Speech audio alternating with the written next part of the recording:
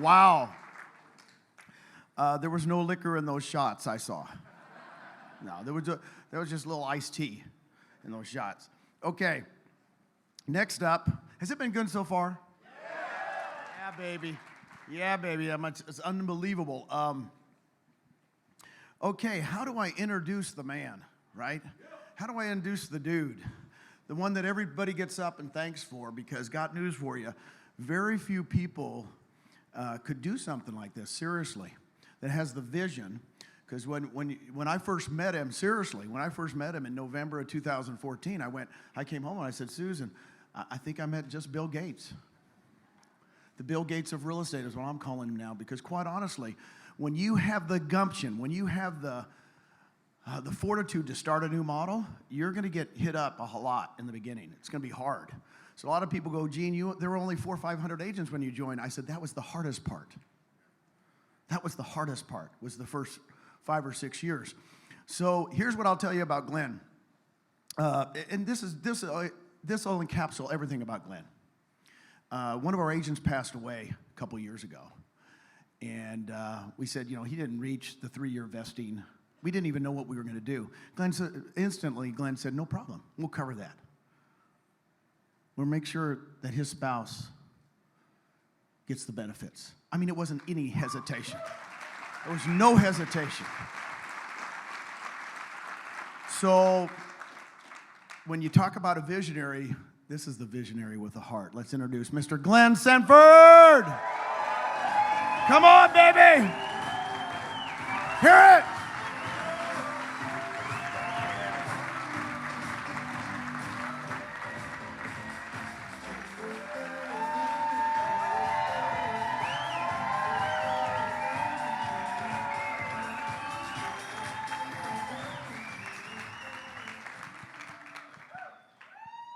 Thanks, Gene. Thanks, everyone.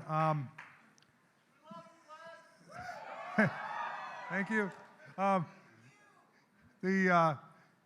made some notes, and I actually made some notes, and then Orlando got up and he took half my notes, and then Keely took the second half of my notes.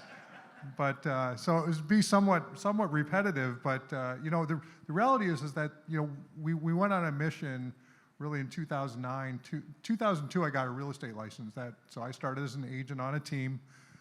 Most of you probably heard this story, but I started really while I was looking for my next project. I really wasn't super excited about real estate, but I was doing websites for actually community-based websites for Chamber of Commerce's.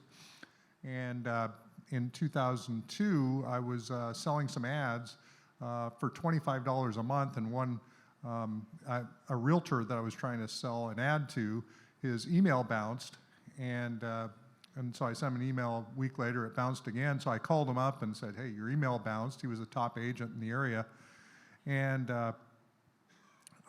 he said, "Well, it hasn't worked for like 3 months." Which I'm like going, "How are you the top agent and your email doesn't work?" But so I said, "Well, let me take a look at it." And so I actually fixed his email so I could send him an email. And then he said, "Well, you know what you're doing. Why don't you come work for me?"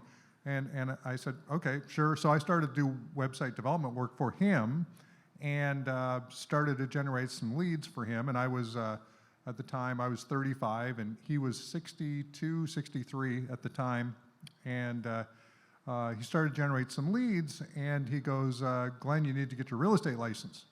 And I'm like, "I need a real estate license like I need a hole in the head." That was literally my opinion, but he said, and I think I actually said that to him, and he said, "Well, what would it take to get your real estate license?" I said, "I don't know, guarantee me $3,000 a month." And he said, "Fine." Crap. So then I said, "Okay, well here's the deal. I'm kind of an internet guy. I'll generate leads, but I won't be sitting open houses. I won't wear a realtor pin to the grocery store, and it's either going to work or it's not going to work." And he said, "Fine." And then another month went by, and he said, "Glenn, why don't you have your real estate license yet?" And I was doing website development work, and I said, "Well, Hugh, I get paid $60 an hour to actually do website development work." And so he said, "I'll pay you $60 an hour to study for your exam, So he was not taking no for an answer. So I got paid like whatever that works out to, $60 an hour times 30 hours. So I got paid to actually get my real estate license. And I came in, one of the cool things about it is I had some business constraints. And I'm really big on business constraints. And you'll see it a little bit in how we built the EXP model, but the business constraints I set up with them right up front was I was going to build the online side. And so I was really focused. And so as a result, even though I was doing the lead gen, I was on his team, I'm paying him a split, so but I was getting the $3,000 guarantee, but I ended up being the rookie of the year that year. I was the first full year. The next year I was the top buyer's agent number 3 in the office on his team. And then 2004, I was actually building websites for another buddy of mine to generate leads, and we were looking at where we wanted to go with our business because I had a 2-year deal with Hugh, and so we were interviewing with different folks, and read the Red Book, and as a result, went over to Keller Williams and built a fast-growing team. 2006, 4th full year in the business, top 50 nationally with Keller, and but all along that journey, I was realizing that I really didn't yet have a business. I had a business that owned me because I needed to be so involved in the business, and then the team structure was not as profitable as it looked on paper. It looked like you got all these people going across stage, and they're doing millions of dollars of GCI, and I was doing in 2006. I was doing about 1.5, 1.8 million in GCI, which was great GCI back in the day. Nowadays, it's kind of like just the starting point for a team, it seems like. But back then, that was a big number, and my net really wasn't that big. So eventually, we stepped out of Keller, partially because the profit share for us didn't really work, but we also built this team-based brokerage, and so we did that. We ran that in multiple cities. And then 2008 hit, and then 2008 took us down, and then we came into 2009, and I remember it was actually February 14th of 2009. It showed up on my Facebook feed as a memory, but we had a meeting, and one of the agents said, at that time we got rid of all of our offices except for just a basic administrative office. And one of our agents said, when do we get our offices back? And this was one of those types of agents that when they ask, they'll never stop asking. And you just know that, you got to shut them down like right then, or else you're just going to have to deal with this for a long time. And so I just said, Edie, we're not getting our offices back. We've got to build a defensible business model that's not dependent on bricks and mortar. And that was the statement. And so that was kind of and so we're still in that kind of team-based mode at that point in time, but that was the formative statement that was like, that sounds actually pretty good. Why don't we do that? So we went ahead and started to brainstorm from February, March, April, May. By June, we actually had the business model figured out. We actually laid out all the models. We took, Keller, Remax, Coldwell Banker. There was a company called Connect back then. There was all these companies, and we just laid them out side by side, and we said, okay, how do we beat them at every level?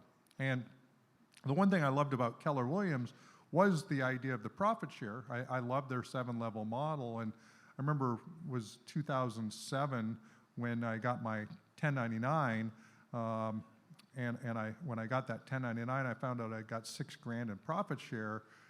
From the previous year with 184 people in my profit share group. I was like, this doesn't work. And I literally, this is another one of those formative statements I said to the couple of guys in the office when I came in. I was frustrated. I said, okay, if we ever build a company, we're going to do revenue share, not profit share. And so that was like, so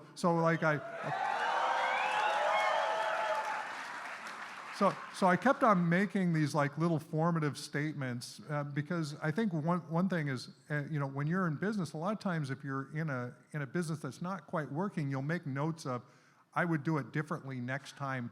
However, usually you're making too much money to actually go and do those things because it takes a big step back. And so the gift of the downturn in the housing market is is the market sucked so bad that we literally had no choice but change the entire model. And I always looked at, Gene using the Bill Gates thing, but I always looked at all these, tech companies and how they actually approach things. And they always approached it by basically giving things away almost for free. You think about Gmail, you think about, all these things that we get exposed to online, and a lot of this stuff you basically get for free, and then you upgrade over time to more premium. So it's called freemium services. And so we said, how do we build the most, agent-centric brokerage on the planet? And I really thought about it from the perspective of what would the brokerage need to look like for me to be there as a lifer. And so I looked at, the revenue share was just a natural. We had to do that. Then the other piece was equity. I'd went into my Prudential office. I'd asked for some equity. When I was there with Hugh, I was turned down, even though I was the number 3 agent in the office, and that was going to grow. I went to Keller. I asked for some equity. I was offered a 1% token interest, even though we did 30% of the office volume. And then when we left, literally, there was a small team that was coming up below me at the time, and he was given the office because they needed somebody to just take over the bills. So he ended up taking. So if anybody wants to know how Ben Kinney became a broker owner, that's actually how it happened, because he was actually in my office. So that was kind of that historical portion, but equity was a big deal for me. And so we just literally said, how do we make the most agent-centric real estate brokerage on the planet? And it really comes down to, how do you build a scalable business? A truly scalable business solves a big problem that hasn't been solved before. And for real estate agents up until, really EXP never really had a retirement program. I think that was brought up earlier. There was not a retirement program in real estate.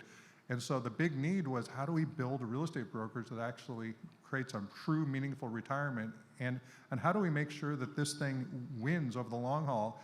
And so that's one of the reasons why you always hear us talking about building the most agent-centric real estate brokerage on the planet.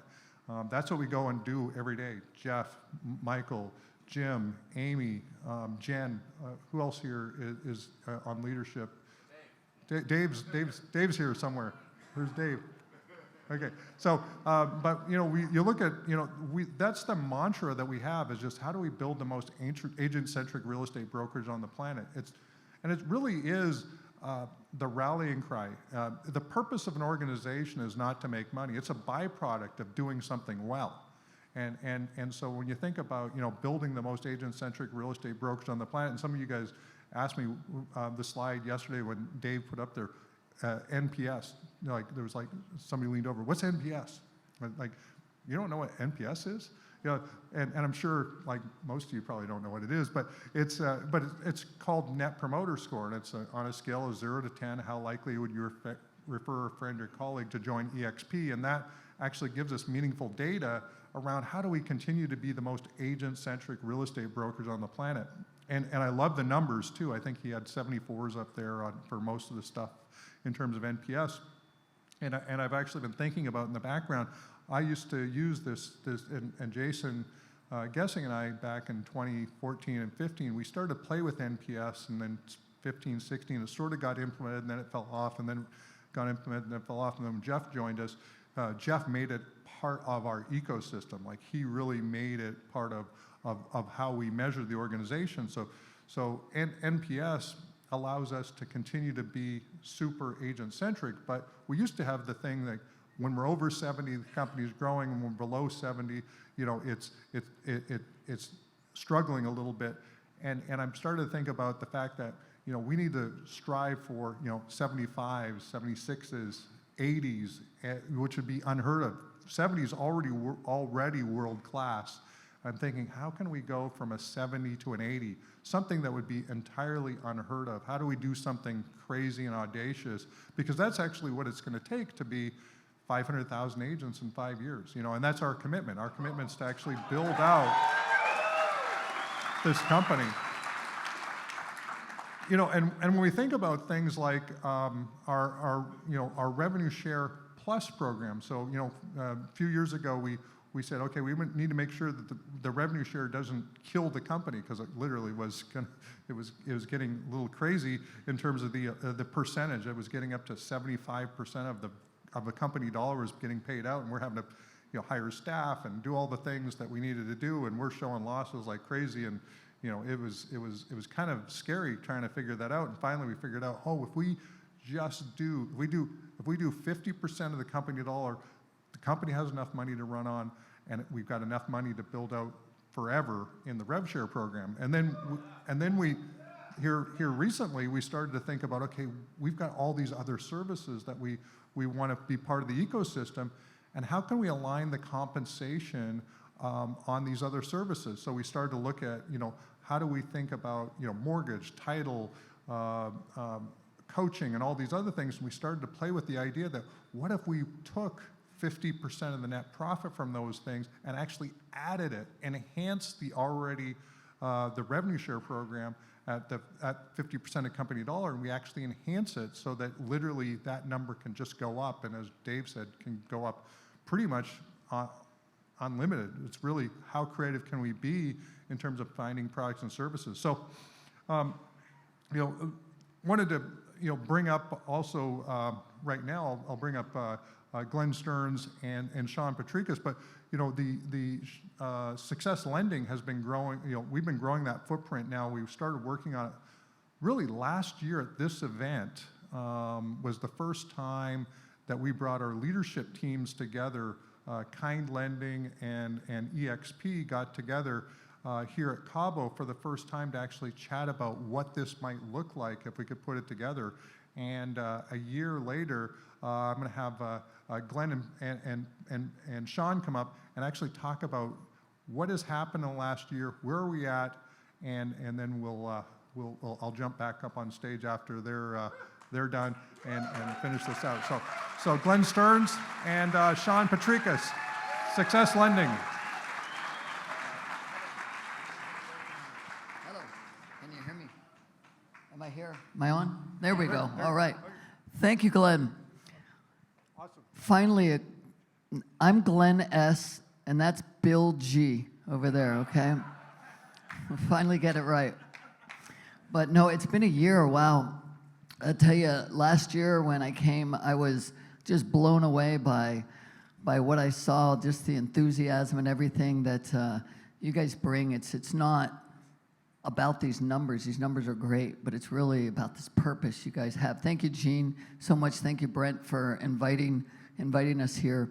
And to Glenn, I want to really thank you for believing in us and what we've done in the past and what we'll do. We have an obligation to you guys to do some things that I think are going to really help change your lives as well. And when I think about really what I've seen up here, before we get into the numbers, and again, by the way, the numbers, they're impressive, but what I had found in my life and being able to ring the bell once or twice was that it was about the purpose. And when I listened to Keely, and when I listened to Levi and Rosie and their stories, that's what it's about, right? It's not about all the money. It's really about the connection in the family. I mean, shoot, I had a child at 14. I've struggled. I've been there, like you, Levi. I had cancer twice. I've been there. And so you can relate to people, right? And then you want to get to know them more, and you want to really believe in them. And that's where I think you guys have found this key to success. And I'm really, really grateful to be a part of it. It's such a movement, and there's so much purpose behind it. And so I'm appreciative, and thank you all for allowing us to be a part of your organization. I'm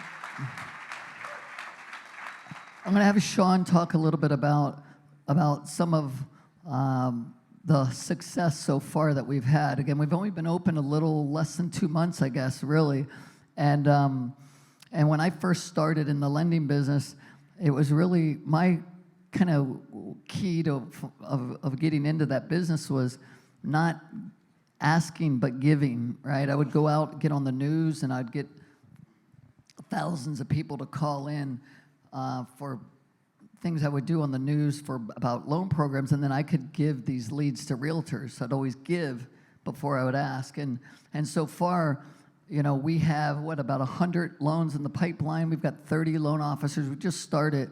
And really, 95% of that is outside leads. It's not anything that's been done through EXP. And so our goal is that we will be able to have 50% of the business come from outside. You guys want that, because then 100% really of what you bring in, you guys basically keep. And we're going to be out there trying to obviously penetrate, the relationships that you have. Thank you very much, Chuck, and we have a lot of other people that are out there helping us right now. But we're going to be able to give back in other ways by getting a lot of those loan officers that and we're going to be able to do outside business, which is going to really help with the profit. You want to go through some stuff, Sean? Sure. Thanks, Glenn, and Brent and Gene. I appreciate the opportunity to be up here, and the stories we've seen today are just amazing. I will have a story like that to tell in a year. I feel like we're on our first. Woo! So I think Brent said it a little bit earlier, but it's the first 10 people that are the hardest to get the business off the ground. So we're fortunate. We've got 13 people that started February 1st, and we have 14 other people that have signed and accepted their offer to start on the 1st of the next month. So we're really excited with that, and our goal this year was to eclipse 100 mortgage loan originators to start at our EXP's mortgage company. And I believe we will be there with your support, and I appreciate the support we've gotten so far. We will do this, and we will grow this to 500 originators in a very short period of time. Thanks. So we've attached the map of what's licensed now, and the strategy initially was to really cover some of the states that EXP had huge populations in. So all of these states are up. The other states are generally applied for, and we're waiting for acceptance on them. Probably within about the next 90 days, we'll cover just about the whole map. So we do have good presence, and we have people that are licensed in each one of these states. So I attached this just so everybody understands we're still really growing. We'd love to get loans, or opportunities to pre-approvals for you. We'd love to earn your business. But to do that, we really want to drive the theme of the community home. We need to bring more people on in your markets that you like working with, that you feel are people that you know, like, and trust, that you would want to do business with. In order for me to register or enroll those people, I need to get a hold of them.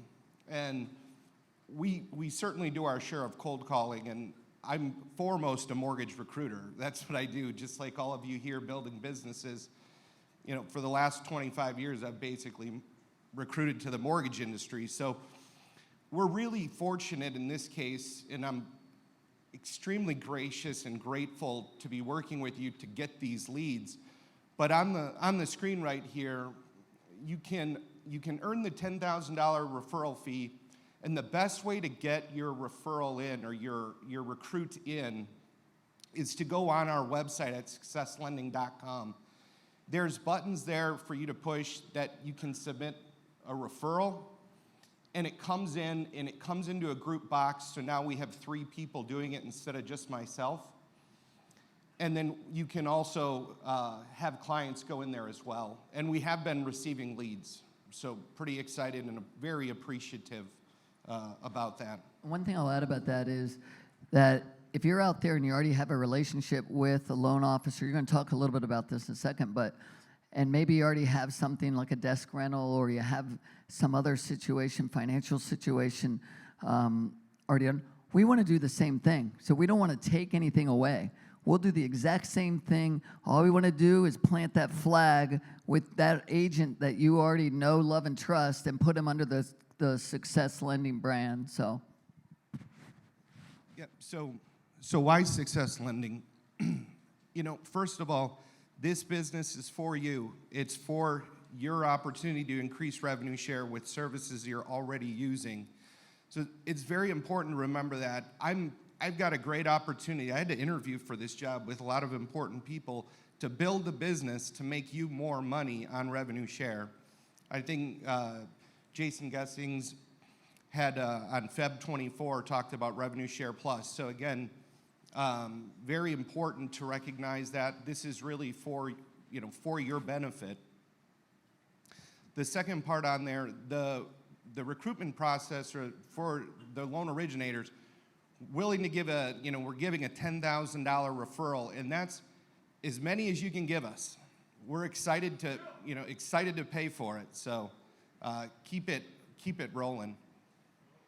Do you want to go into the desk rentals, Glenn? Maybe you could talk about that. Well, again, I mean, it's just if you already have a relationship, you already have a desk rental, you already have an MSA, let's not change a thing, right? Let's just convince that agent to come over because we've got the same programs. We've got the FHA, VA, we've got the non-QM, any kind of program that you need, they'll have the same pricing. It's just now they'll all work under the one family, so. Yeah. So thank you. Thank you for your time. Thank you all.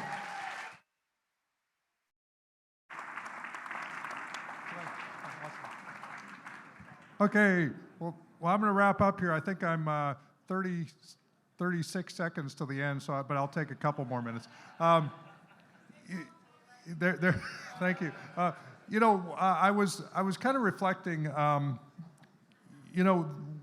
why EXP, and I know that that's probably been it's been a running theme through most of the presentations. Why EXP, and why are we the most agent-centric real estate brokerage on the planet? And it comes down to, I think Gene talks about a stat. In 5 years, what percentage of agents aren't even in the business yet?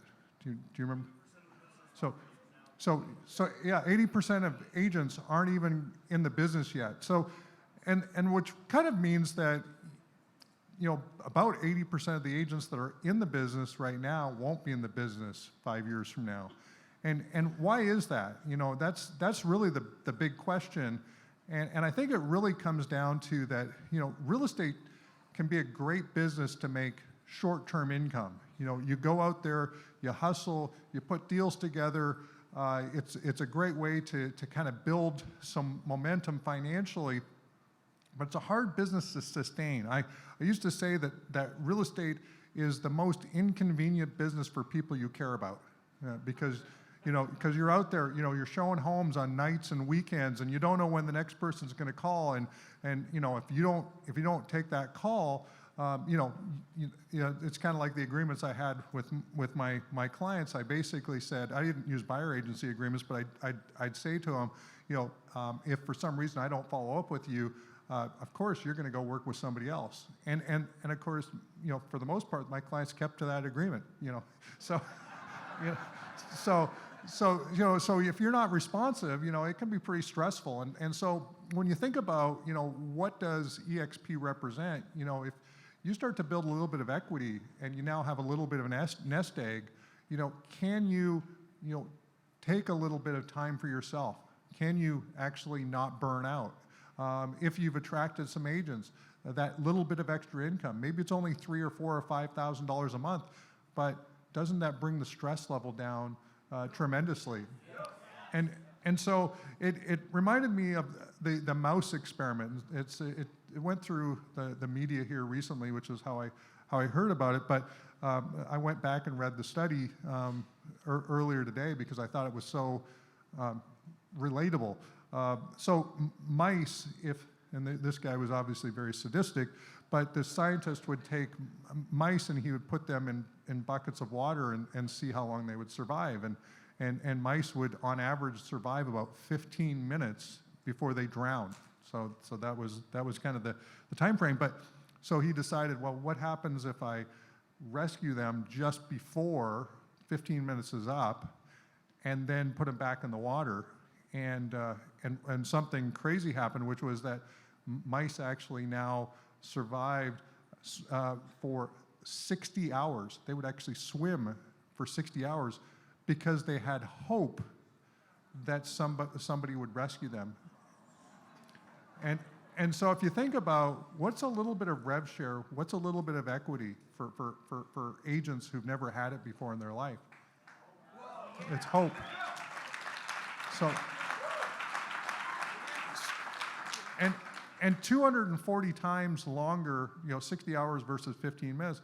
You think about 240 times longer if the average agent, burns out in 5 years. 240, that's multiple lifetimes of real estate that people can be effective and productive in a profession that they love because now they've got hope. So I just wanted to say, we're all hope dealers. I just want to let you know, we're all hope dealers. So with that, I'll turn it back over. Thanks, everyone.